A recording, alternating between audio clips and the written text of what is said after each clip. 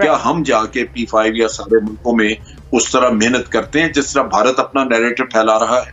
एक तो भारत के साथ मफादात हैं, बड़ा मुल्क है, पाकिस्तान उसके मुकाबले में वो चीज पेश नहीं कर सकता दुनिया को, लेकिन फिर अगर हम डिप्लोमेटिक एफर्ट भी उससे कम करेंगे तो फिर आप कहां जाएंगे? वक्त के साथ साथ ये प्रॉब्लम्स बढ़नी शुरू हुई, जहां इंडिया की पोजीशन इंटरनेशनली ज्यादा मुस्तहकम हुई और पाकिस्तान टेररिज्म की वजह से इकोनॉमिकली, पॉलिटिकली हम पीछे जाना शुरू हुए। डिप्लोमेसी में तो प्राइम मिनिस्टर पाकिस्तान को बसत एहतराम बुरी तरह नाकाम हुआ है पाकिस्तान कश्मीर का मसला उजागर करने में। आप ही के दौर में इतनी शय मिली कि OIC ये सब इस वक्त अमेरिका इंडिया के कसीदे गा रहे हैं। इस दौर में तो वर्ष हुआ है, स्टेटस भी चेंज हो गया, हम कुछ नहीं कर सके। आपकी हैसियत क्या है, औकात क्या है?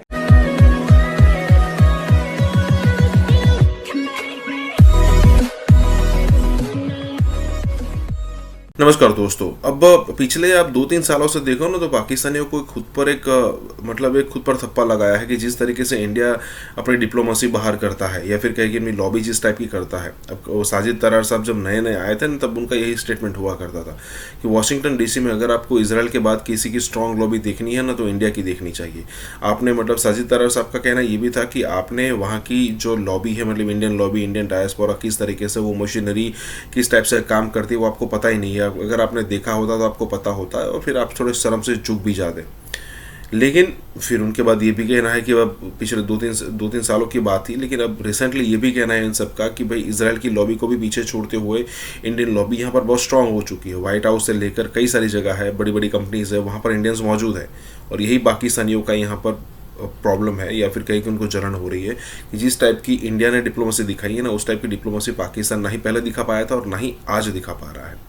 इसी के साथ ही वीडियो शुरू करते हैं। साल नरेंद्र मोदी का जो एक्शन था जिसमें उसने 370 आर्टिकल 370 की मैं बात कर रही हूँ उसको एब्रोगेट किया, उसको यूं समझिए कि उसको निकाल के बाहर फेंका उस स्पेशल स्टेटस को जो कि कश्मीर का एक्सेप्टेड था विद इन इंडियन कॉन्स्टिट्यूशन और दुनिया भर में सलामती काउंसिल में, यूनाइटेड नेशंस में हर जगह कहा जाता था कि आप इसका स्टेटस जब तक इसका कोई हल नहीं होता आप चेंज नहीं कर सकते। भारतीय यूनियन का हिस्सा बना के उसके ज़ेरे इंतज़ाम ला के ये तासुर देने की कोशिश की गई कि ये तो भारत का अंदरूनी मामला है। देखिए ये वाज़ेह है कि आज भारत के साथ मफादात, बहुत सारे मुल्कों के मफादात जो हैं वो मंसूब हैं और आप देखिए कि सो कि इस्लामी ममालिक भी सारे आपको उस तरह खुल के हिमायत नहीं कर रहे। आपने देखा कि सऊदी अरेबिया या UAE वगैरह से कोई आवाज नहीं उठी उसके खिलाफ जी। तो ये एक ऐसा वक्त आ गया है कि आज भारत की स्ट्रेटेजिक पोजीशन लोगों की नजर में अहम है और दूसरे ममालिक समझते हैं कि उनको जरूरत है।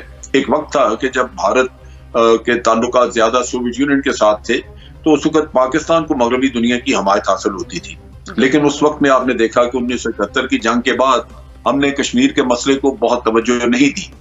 हमें अफगान जहाज में हम उलझ गए, वहां लगे रहे। फिर उसके बाद जब हम अफगान जहाज से फारिग हुए तो फिर आपने देखा कि ये मसला थोड़ा कटाई में पड़ा रहा। फिर 2 हुकूमतें पीछे आई तो इन्होंने कुछ एफर्ट नहीं की उस पर।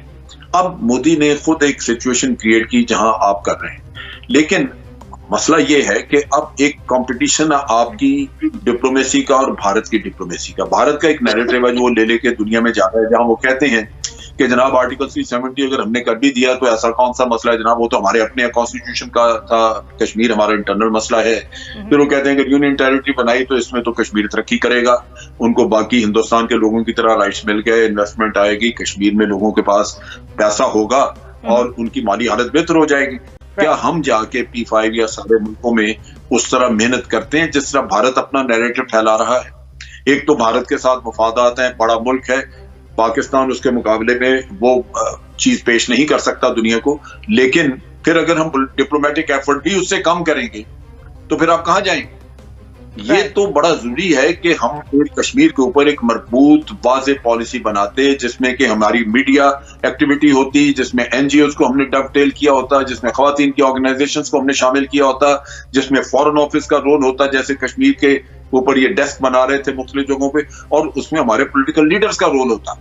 हमने वो कैंपेन तो लॉन्च ही नहीं की। तो हम रिजल्ट मांग रहे हैं भारत के मुकाबले में, हम ये कह सकते हैं कि इस हुकूमत ने पिछली हुकूमतों की निस्बत काफी कुछ किया है, लेकिन अगर मैं मवाज़ना करूं इसका भारत की एक्टिविटी से या भारत की कोशिश से, तो वो बहुत कम है, बहुत पीछे है। तो हमें इसमें मेरा ख्याल है मजीद आंसर इज यस। हमें चाहिए था, जिस तरह जनरल शुएब ने भी बात की, हमें चाहिए था कि हम इस मल्टी लेयर्ड और मल्टी डायमेंशनल अप्रोच को मदरजा झेल तरीके से हम इसको बढ़ाते।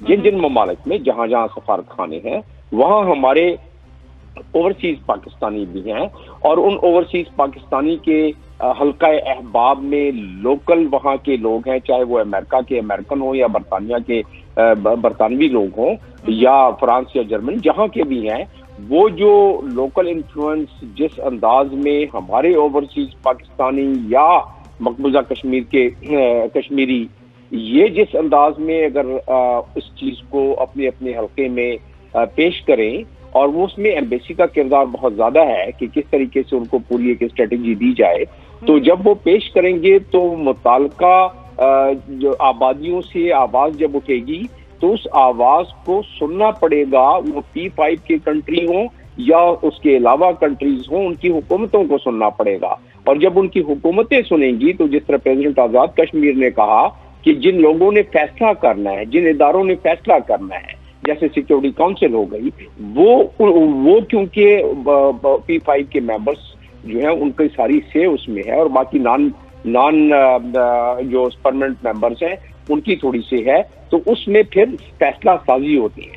तो हम जितनी भी बातें कर रहे हैं वो उस डोमेन में कर रहे हैं जिसमें फैसला साजी की हद तक प्रेशर नहीं पड़ा है, तो हमें वो प्रेशर डालना पड़ेगा। दूसरी बात, सबसे बड़ी बात यह है कि हम जो बहुत ज्यादा आज लोगों के जोशो खरोश, जज्बा, दिलों की धड़कन, वो सारी की सारी बड़ी अच्छी डेमोन्स्ट्रेट हुई है पाकिस्तान में। तो हम पाकिस्तान में जो चीजें कर रहे हैं वो अपने लोगों को ही हम बताना चाह रहे हैं कि कश्मीर की कॉज क्या है और कश्मीर का में मसला क्या है, वो तो हमें ज़्यादातर पता है। जो OIC है या मुस्लिम मुल्क हैं वो खुद डिवाइडेड हैं। हमने खुद देखा सऊदी अरेबिया जो है वो सिविलियन अपना हाईएस्ट सिविलियन अवार्ड दे रहा है इंडिया को, UAE भी दे रहा है। इसी तरह जब ये पीस प्लान आया है इसका पैलेस्टाइन का, तो उसको फौरन एंडोर्स कर दिया सऊदी अरेबिया ने और UAE ने। एट द सेम टाइम हम KL समिट में जाते हैं तो हमें पता चलता है कि वो नाराज़ हो जाएंगे, हमारे लिए प्रॉब्लम्स क्रिएट हो जाती हैं। इस तरह की सिचुएशन से वे आउट क्या निकल सकता है, मिडिल ग्राउंड्स क्या निकाले हम? देखिए, बात यह है कि वक्त के साथ साथ ये प्रॉब्लम्स बढ़नी शुरू हुई, जहां इंडिया की पोजीशन इंटरनेशनली ज्यादा मुस्तहकम हुई और पाकिस्तान टेररिज्म की वजह से इकोनॉमिकली, पॉलिटिकली हम पीछे जाना शुरू हुए। हमारी इंटरनल यूनिटी का भी मसला है, आपने देखा कि कंसेंसस नहीं है, और ये 2-3 इश्यूज थे जिनके ऊपर एक नेशनल कंसेंसस बनाना ही चाहिए था। इकोनॉमी है और ये कश्मीर का समर्थन न मिल पाने के कारण